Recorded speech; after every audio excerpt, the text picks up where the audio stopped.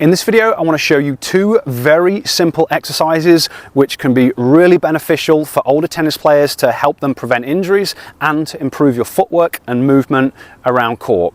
Because a couple of days ago, I released a video talking about training specific movements to help you improve your game, and a lot of players got back to me saying they were dealing with calf issues and asking me how to strengthen their calves. So that's what we're going to be doing in this video. Hopefully you find it helpful. If you do, it'd be great if you give me a thumbs up, and if you haven't subscribed to my channel before, it always helps me out and it's always appreciated if you could do that as well. Tennis is all about footwork. It's all about reacting to what you see with your feet, getting set up in the right position for your shots. The best players have the best footwork, and in order to have good footwork you need to have strong calves, because you won't be able to split step on every single shot, you won't be able to stay on the balls of your feet and do all the little adjustments if you don't have strong calves. So what I'm going to show you now is a two-part program. We've got two exercises to work on.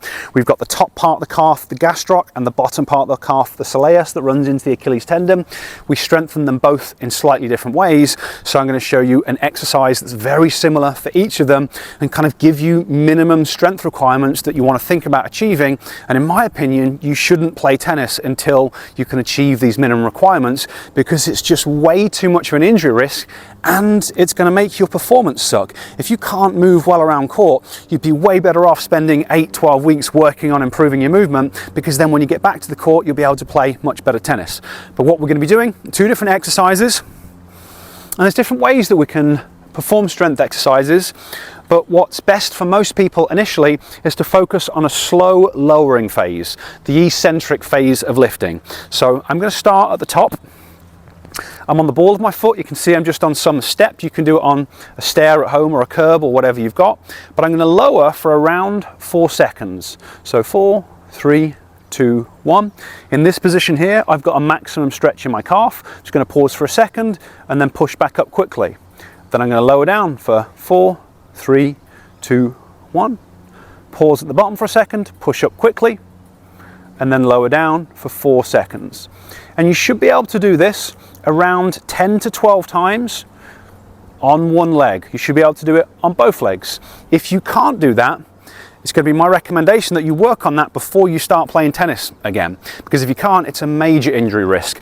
Now, a lot of players could do with increasing their strength significantly. This is like a minimum requirement, but you also want to keep good technique as well. So when I do this, I want to keep a neutral pelvis. So I don't want my butt to stick out and arch my back. I want to keep my pelvis in neutral, and I want to keep my leg completely straight at the start, and then as I push back up, I'm still keeping this neutral pelvis, and my back isn't arching and my leg is staying straight. So 10 to 12 reps on one leg, rest for 30 seconds, change, do 10 to 12 reps on the other leg. Same thing, 4 seconds down, pause, then 1 second up. And about 3 sets of each is going to be good. So 10 to 12 on this leg, rest for 30 seconds, 10 to 12 on this leg, rest for 30 seconds, 10 to 12 on this leg, keep switching. And once I've finished 3 sets, that's what I class as a prerequisite. You should be able to do 3 sets of 12 at that speed on each leg. Then you're good to go, because you need the strength, but you also need the endurance. So that's our first exercise. Then our second exercise is going to be very, very similar, but now we're going to have a bent knee. And because we've got our bent knee, instead of focusing on the big top part of the calf, the gastroc, we're going to be focusing more on the bottom part of the calf. And you can see I'm holding on. Ideally, I'd have something in front of me because it's easier to balance, but just because I'm out on court and this is all I've got, this is what I'm doing. But I've got, this leg is bent now. My pelvis is still in neutral, but then everything else stays the same. I'm going to lower down for 4 seconds. At the bottom, I'm going to pause, and now I can feel it stretching the lower part out a little bit more rather than the upper part, and then keeping that, and then I'm going to push up onto the ball of my foot. And here you can really try and push up onto your big toe as well. So try and roll onto the inside onto your big toe, lower down for 4, push up, lower down, 2, 3, 4, push up. Again, 10 to 12 reps, rest for 30 seconds. Other side, 10 to 12 reps, rest for 30 seconds. So leg is bent, pelvis in neutral, lower down for 4, push back up, 1, 2, 3, 4, push back up. This one's a little trickier for me to do in terms of the position holding on there, but hopefully you get the idea. Those are our 2 exercises.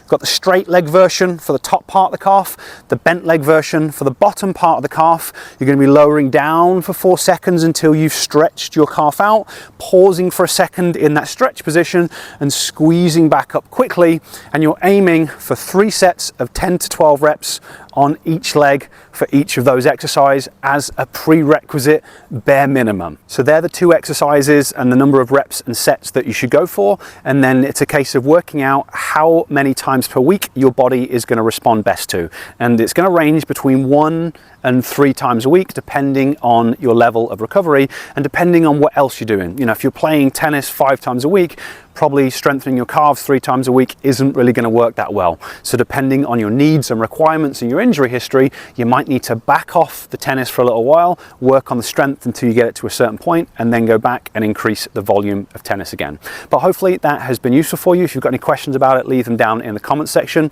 Before I close out the video, I want to let you know about a free live neuro tennis workshop that I've got coming up.